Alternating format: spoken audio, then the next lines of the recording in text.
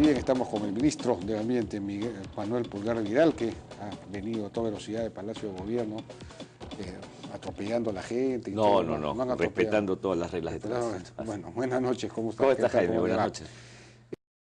Rápidamente, antes de entrar a los acuerdos a los que se ha llegado con los mineros informales, digamos, de ciertas regiones, con los que no se ha llegado a ningún acuerdo, porque no se está ni siquiera negociando con estos que están en el centro de Lima, que hoy día han protagonizado unos hechos, ha habido violencia, ha habido enfrentamientos con la policía, veo que hay como 4 policías heridos, han volteado un carro, han generado desmanes, y parece que esos van a continuar ahí.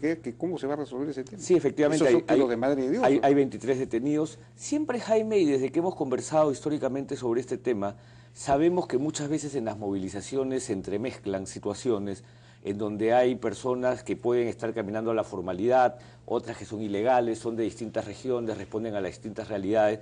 Y eso fue uno de los aspectos más complejos en esta estrategia que el gobierno creo que ha asumido de manera correcta y exitosa en la lucha contra la minería ilegal. Porque tú recuerdas, Jaime, que en anteriores entrevistas yo siempre dije, y lo dijo el gobierno, que los decretos legislativos tenían un primer gran objeto, y es distinguir entre el informal y el ilegal. Porque al final lo que tú tienes que tener es algunos operadores a los que los puedes llevar de la mano con apoyo de asistencia técnica al marco de la ley, y otros que porque no tienen voluntad o porque se metieron en zonas prohibidas o con maquinaria indebida los tienes que sacar.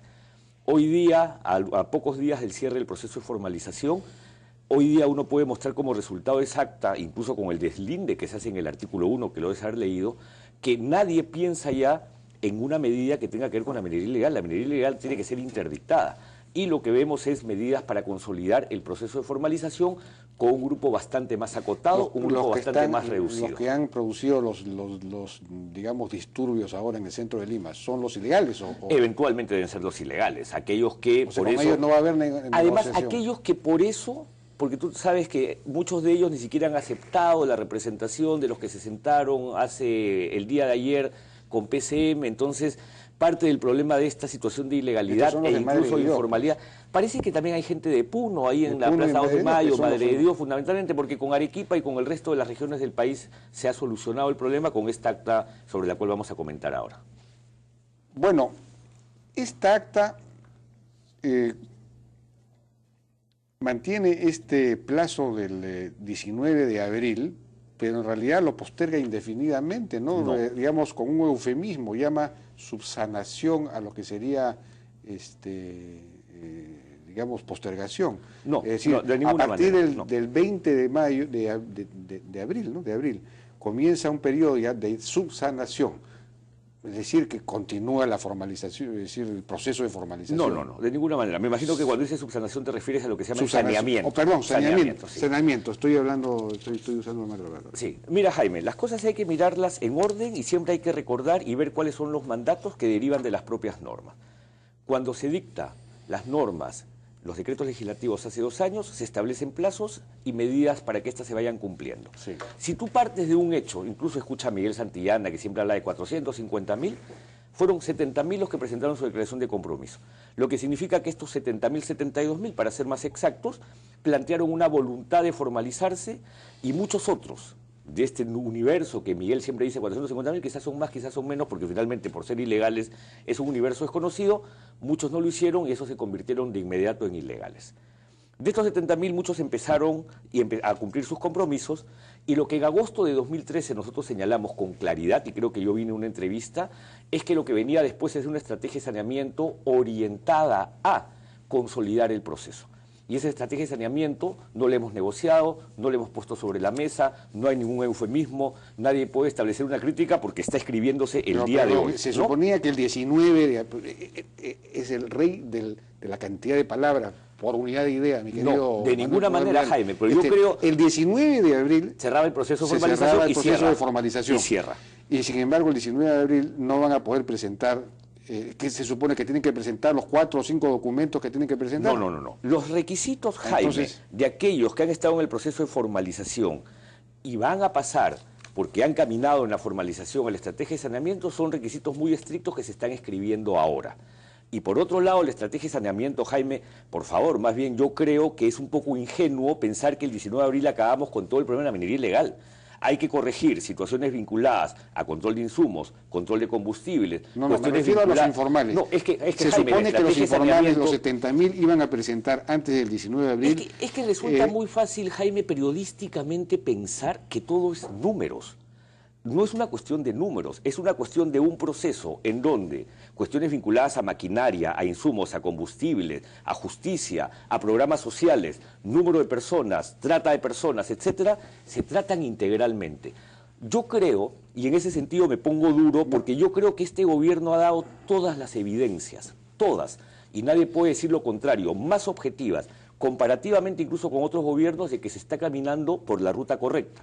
Acciones de interdicción en Chala, donde nunca nadie había entrado, en Nazca, donde nunca nadie había entrado, ministro, en Paracas y en muchas otras regiones del país. Vamos por partes. Se supone que el 19 de abril los mineros informales tenían que presentar su derecho minero o el contrato con el titular del derecho. Correcto. De la concesión, ¿no es cierto? Así es. El contrato con el dueño de la superficie, el permiso de la ANA y un instrumento de gestión ambiental correctivo, el GAC. Por lo menos esas cuatro yo recuerdo.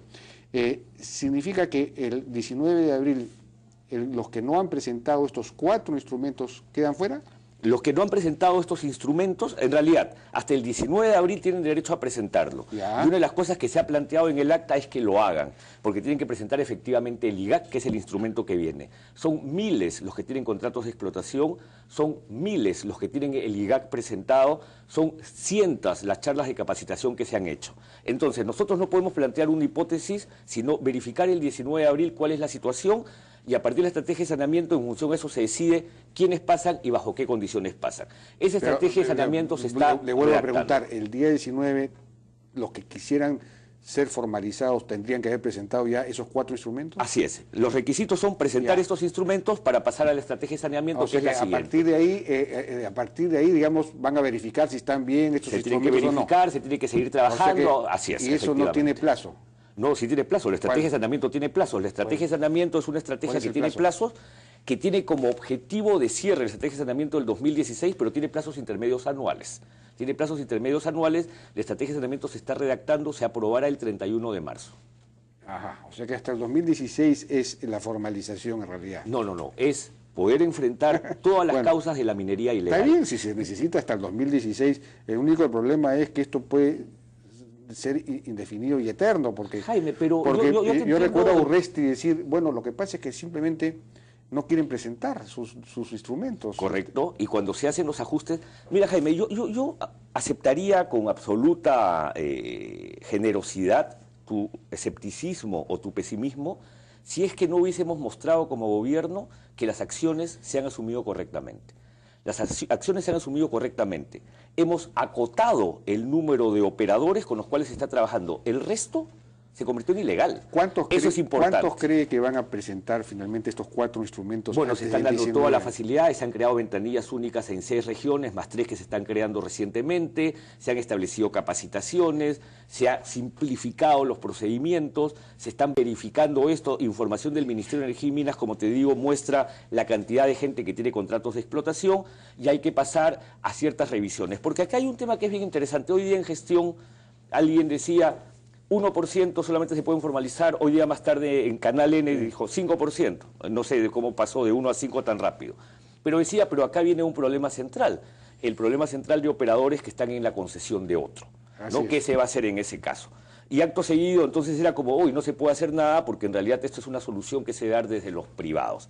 En realidad, más que pensar que es una solución que se debe dar desde los privados, es una solución que tenemos que enfrentar como peruanos, tenemos que tomar decisiones sobre qué hacer. ¿Cómo se va a resolver eso? Hoy digamos, un porcentaje, para explicarlo bien, un porcentaje importante de los informales está ocupando o invadiendo concesiones de terceros. Correcto. Entonces, se supone que tienen que llegar a un acuerdo. Sí, pero déjame, porque creo que el televidente requiere también información sobre a qué nos referimos cuando está en concesiones. Tú ahí tienes 4 situaciones posibles. 2 primeras. Concesiones operativas, es decir, hay operación minera, concesiones no activas, es decir, la concesión se tiene el título, pero no hay ninguna operación minera. Y segunda situación, en cada una de ellas, en algunas los concesionarios han mostrado disposición en celebrar contratos de explotación con estos operadores que se metieron, en otros casos no, para cada una de ellas. Entonces, en la mayor parte de los casos entiendo que los concesionarios, digamos, no quisieran llegar a un acuerdo. No, no creas, hay muchos que se han llegado a un acuerdo, ¿sí? 10.000 han logrado acuerdos. 10.000 han logrado acuerdos. Sí, incluso tú tienes situaciones como las de Marsa. Faltarían 60.000 entonces. No, es que, Jaime, los 60.000 no están todos en la misma situación, definitivamente, no todos están en concesiones. Pero en este caso específico de concesionarios que sí han querido, tipo Marsa, luego han logrado acuerdos, hubo una situación... Sí, Marsa tuvo... Creo que Horizonte no quiso o quiso con una parte, son situaciones distintas. Entonces, ¿cómo van a hacer con los que no quieren, por ejemplo? Esas son las decisiones que pasan también por una conversación para ver cómo debe tratarse el régimen minero tradicional sin alterar las condiciones que promueven la inversión minera en el Perú que las necesita. Pero que tenemos que conversar y que el gobierno hace las cosas con seriedad y entra a discutir internamente aquellas cosas que te pueden estar dinamizando una situación, lo hacemos. Ahora, esa es la estrategia de saneamiento, por eso te digo, no es ninguna prórroga, Jaime, de ninguna manera es una prórroga. No se puede poner un límite a la concesión si vemos el concesionario que recibe el título de la concesión, no trabaja su concesión, al cabo de un tiempo no debería revertir el Estado. Para eso debes recordar lo que ocurrió el año 2008. El año 2008, Jaime, la concesión antes era indefinida incluso sin trabajarla, en tanto tú pagases tu derecho de vigencia y tu penalidad. El año 2008, en el gobierno de Alan García, se redujo a 10 años. Sí. Hubo tal reclamo del sector minero que se tuvo que ampliar a 15 más 5. Hoy día tú puedes mantener la concesión minera a 15 años, mantener la concesión minera vigente sin trabajarse, con derecho de vigencia y penalidad, por 15 años más 5 de prórroga por situaciones excepcionales, es decir, por 20. Si tú, conociendo además tu aproximación al tema, crees que eso se debe reducir, genera un debate dentro del mundo de la minería a ver si ese periodo debe ser reducido. Creo que es preciso que discutamos aquellas cosas sobre las cuales podemos llegar a un acuerdo. Nosotros como gobierno lo hacemos de la manera más correcta, sentando a las partes a la mesa, viendo dónde están los problemas de la minería ilegal, pero por primera vez, Jaime, entrando a las cuestiones de fondo de este problema. Nadie nunca ha entrado a los problemas de fondo de lo que ha generado minería ilegal, que tiene 45 años en el Perú. Y discrepo con los que dicen, no, dejemos que eso lo solucionen los privados. No, el Estado tiene que facilitar soluciones, porque no vamos a mantener esto en un statu quo de ninguna manera. ¿Están sentando a las partes? No, en la estrategia de saneamiento vienen este tipo de discusiones. Bueno, y ¿qué van a hacer con el tema? Digamos, hay un elemento clave en lo que es la interdicción que tiene que ver con el control de los insumos, por ejemplo, el cianuro y el mercurio, que Correcto. Todavía no está controlado, es decir, no se ha armado todavía el registro, eso todavía no ha entrado en operación. No. De las 17 rutas fiscales que están a cargo de SUNAT, y las rutas fiscales tienen dos objetivos: control efectivamente de insumos, que es mercurio y cianuro, y control de combustibles. Se ha establecido ya control efectivo en un grupo de ellas. Y SUNAT, como siguiente etapa, tiene que terminar de consolidar sus rutas fiscales en muchos otros lugares del país. Las 17 rutas fiscales ya han sido creadas. La implementación de una ruta fiscal no se hace de un día a otro, porque requiere, para empezar, una infraestructura física, requiere de personal y requiere de tecnología. Pero las 17 rutas fiscales, y eso tampoco nunca existió en el pasado, ya existen en el Perú hoy. Y uno puede mostrar felizmente por SUNAT, y felicidades por SUNAT, que hoy día es una entidad que empieza a ser toda la trazabilidad del oro y te permite decir, este oro que estás tratando de exportar proviene de minería ilegal y tiene 1 tonelada de oro incautado, más 4 empresas procesadas por delito tributario y que pueden llegar incluso a delitos contra la ecología, más un conjunto de otras sanciones administrativas impuestas a quienes intentan exportar oro ilegal. Y eso es bueno, eso nunca había pasado, nunca nadie había incautado oro que iba a ser exportado, nunca nadie había puesto escáneres en un aeropuerto para detectar oro, nunca nadie había incautado oro en un aeropuerto. Yo quiero decir, Jaime, y en ese sentido yo agradezco mucho a los medios, que en esta lucha estamos juntos, esta lucha hay que verla como que está bien orientada, que eventualmente cometemos errores. ¿Quién no comete un error? Y todos se pueden ajustar. Pero creo que la ruta es una ruta correcta, no estamos prorrogando plazos, ni ampliando, ni flexibilizando, Pero ni nada hay por el que estilo. fortalecer las capacidades administrativas de las regiones, que son las que dan estos instrumentos. Quizás el propio Ministerio de Energía y Minas debería dar los IGACs, como se llaman, los instrumentos No, de esos gestión están a cargo del ambiental. sector. Y para eso se han hecho capacitaciones y ventanillas únicas. Pero te digo una cosa, La Jaime. ventanilla única es, como dice Santillana, es una mesa de partes, no resuelve los temas. Sí, Es claro, simplemente pero- recibe y distribuye, y mientras eso se resuelve... Correcto, pero lo contrario sería... Es que, Jaime, que tienes que partir de algo. No tiene capacidad para resolver. La obligación primaria, jurídicamente hablando, en relación a la pequeña minería artesanal, minería ilegal, está a cargo de quién? De los gobiernos Pero no tienen regionales. capacidad. Espérate, vamos por partes. En consecuencia, frente a esa falta de capacidad de los gobiernos regionales de fiscalizar, de atender los reclamos y no sé qué, claro, muy fácil decir no tengo capacidad de controlar, pero sí tienes capacidad para otorgar derechos. Entonces ahí también hay que revisar eso, porque si tú otorgas derechos no puedes fiscalizarme, entonces deja de dar derechos, pues no tiene ningún sentido.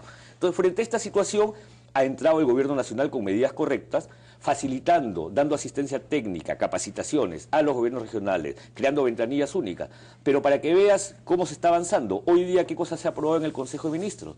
Un proyecto de ley de fortalecimiento de la fiscalización administrativa que reconoce que esta es una competencia compartida entre el gobierno regional y el gobierno nacional, y que además reconoce que como hay una debilidad para la fiscalización en el nivel regional, las entidades del gobierno nacional van a intervenir en fiscalización de plantas de procesamiento, de pequeña minería y minería artesanal, y me refiero a Ocinersmin para seguridad, Sunafil para trabajo y OEFA para medio ambiente.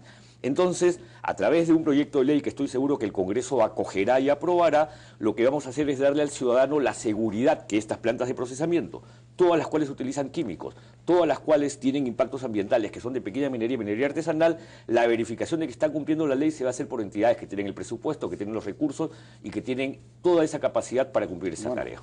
Es extraordinario que empiecen a fiscalizar a lo que es informal, lo que es ilegal, porque lo que sí está sobre regulado y sobre fiscalizado es lo formal. Y sobre eso vamos a hablar después de una pausa. Outlander, totalmente renovada. Y bien, seguimos conversando con el ministro del Ambiente, Manuel Pulgar Vidal. Bueno, hay una percepción en el sector minero, también, por supuesto, en mayor medida, incluso en el sector petrolero, de una sobreregulación que está frenando incluso la inversión, etcétera. Y esa sobreregulación está en varios campos, pero quizás el principal es el ambiental. Hay una sobreregulación en el tema ambiental. Comenzando, por ejemplo, con los estándares de calidad ambiental, los famosos ECAS, que en el tema del aire, por ejemplo, hay pues unos estándares que no existen en ninguna parte del mundo, ¿no?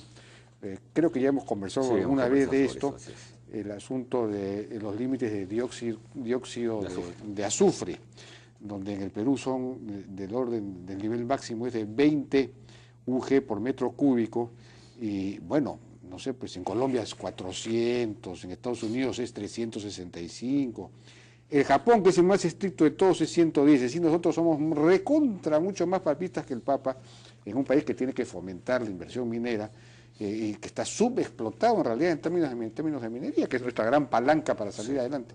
Qué interesante que me plantees, qué importante que me plantees esta pregunta, Jaime, porque además está vinculado a algo que hoy día he visto como una ingrata sorpresa, que es este editorial, probablemente de la dirección, espero que el director esté de viaje, haya sido escrito por una tercera persona, de gestión que hoy día promueve que el Ministerio de Cultura sea un viceministerio de Midis y el Ministerio del Ambiente sea, creo que, un viceministerio del Minagri, del Ministerio de Agricultura.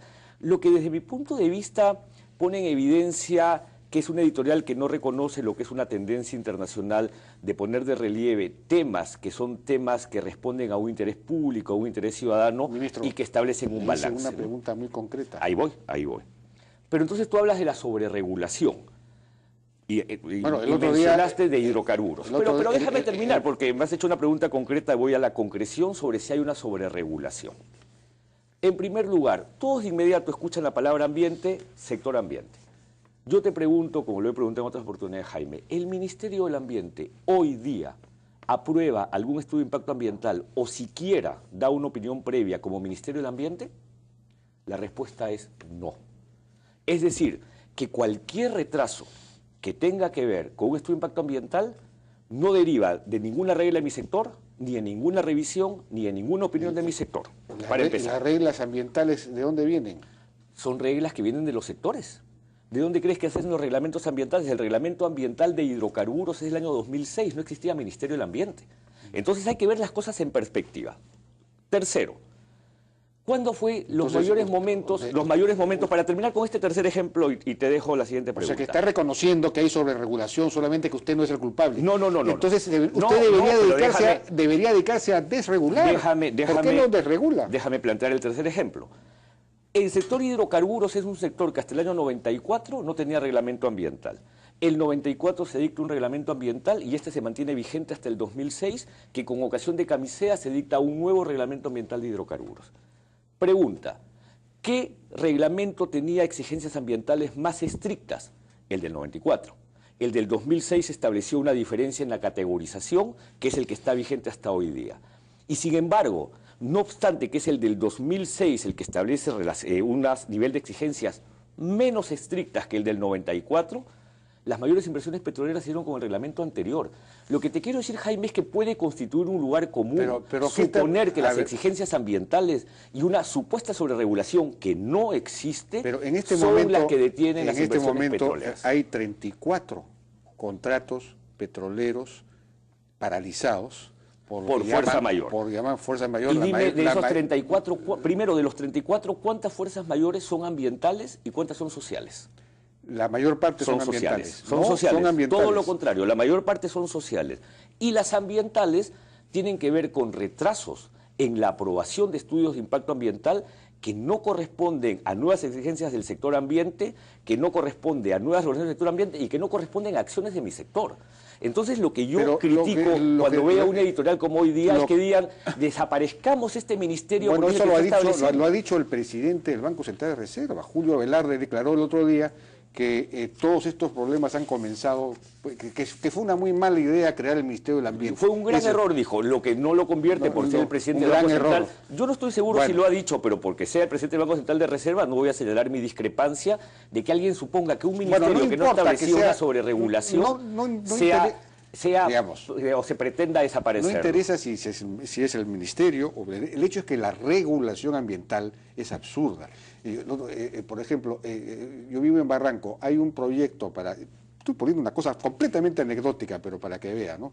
Un proyecto de restauración de la ermita de Barranco que está ahí en el Puente de los Suspiros, el proyecto está hace 3 o 4 años, ya tiene fondos de Copesco hace 4 años y hasta ahora no puede comenzar porque no sale el estudio, necesita un estudio de impacto ambiental y conseguir la empresa que lo haga no se consiga, o lo consiguen, lo rechazan, hasta ahora no puede salir el proyecto porque con plata y todo, porque por un estudio, es decir, en el caso de la exploración petrolera, lo que están diciendo los petroleros es que hay que pasar al modelo colombiano, en donde la exploración no requiere estudio de impacto ambiental. ¿Estás seguro? Sí, no. Necesita una declaración jurada de impacto ambiental. No es en la exploración petrolera sí, necesita una declaración jurada en Colombia, y Colombia ha podido multiplicar entonces su producción petrolera, mientras el Perú la viene bajando, estamos en este momento en 60.000 barriles, me parece, en Colombia está como en 1 millón de barriles, porque han simplificado sus asuntos, y una declaración jurada es muy seria, es decir, si tú incumples eso... Jaime, tú que has seguido a lo largo del tiempo la evaluación de impacto ambiental como instrumento, y te lo digo honestamente, la vez pasada me visitó Beatriz Merino a hacer entrega directamente del libro blanco y hablamos de este tema y coincidió. En evaluación de impacto ambiental, tú tienes lo que se llama la clasificación regular, que puede ser proyecto a proyecto en caso de actividades que no son de mucha recurrencia, o puede ser lo que se llama clasificación anticipada. ¿Por qué eso se llama clasificación anticipada?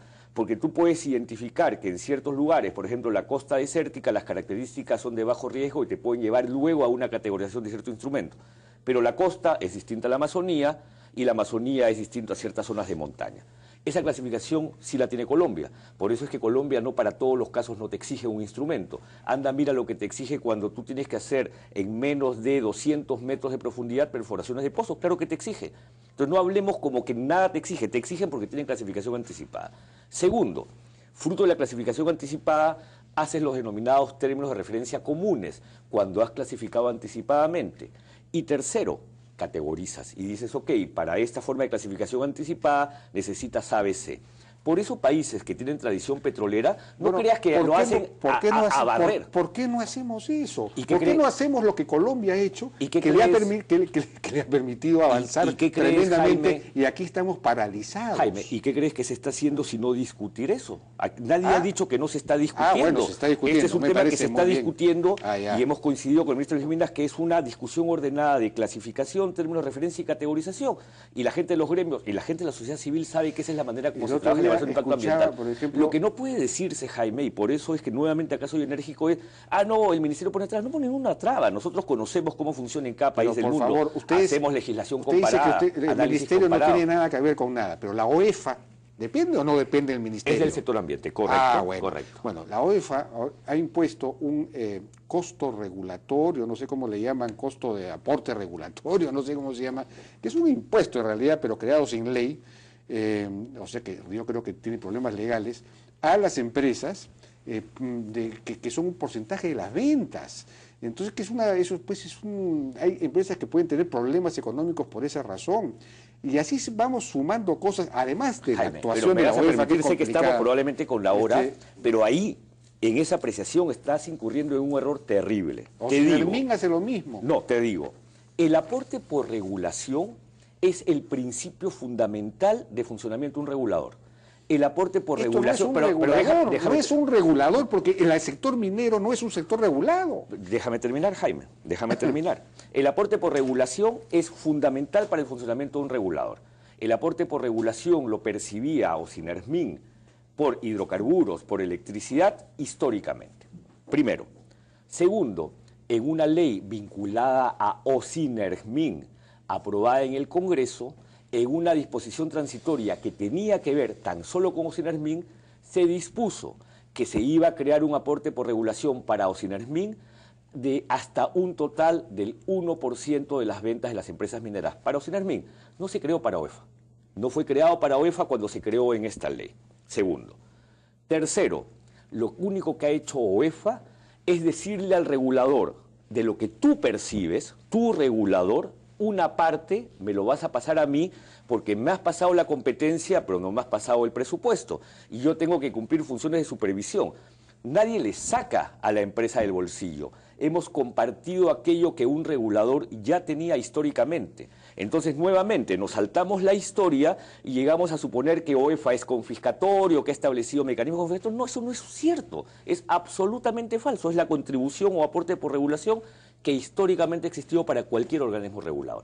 Entonces, Bueno, esa es la parte en donde yo defenderé... Es un organismo fiscalizador, no es regulador. Jaime, ¿y Esto quién? no es un sector regulado, es un sector de libre pero competencia. entonces, ¿a quién se le ocurrió pasar del nombre de Ocinerja a Ocinermín y meter minería si Ocinermín es un organismo regulador regido por la ley de regulación con un consejo directivo bajo la ley de regulación?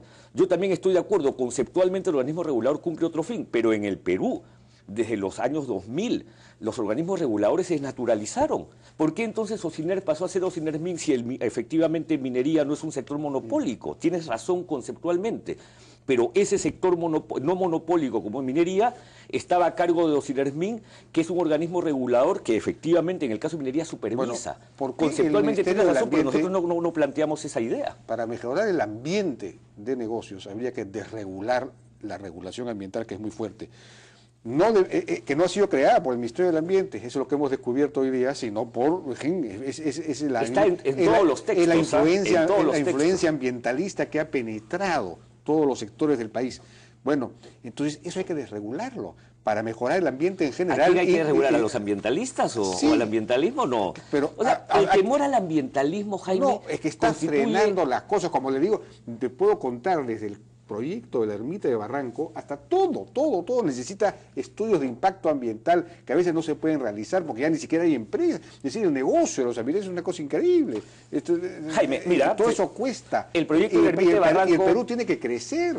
El proyecto de la ermita de Barranco no lo conozco, probablemente es un nivel de exigencia municipal, pero que pasa por el hecho, y para que veas lo positivo que es el sector, de que todos aquellos que no cumplieron en su momento en tener su propia regulación ambiental coherente la hagan.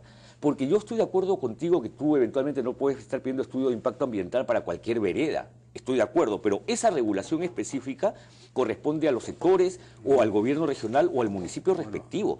¿O quieres que nosotros nos pongamos a redactar todas las normas? No, cada uno tiene su propia responsabilidad, nosotros ponemos las reglas marcas. Deberían dedicarse a derogar un poco, más que a redactar. Bien, Manuel Pulgar, muchas gracias por su participación. No, gracias, ha sido muy entretenida la entrevista, como siempre. Así es. Bueno, nos despedimos, nos hemos pasado el tiempo. Muy buenas noches, hasta mañana.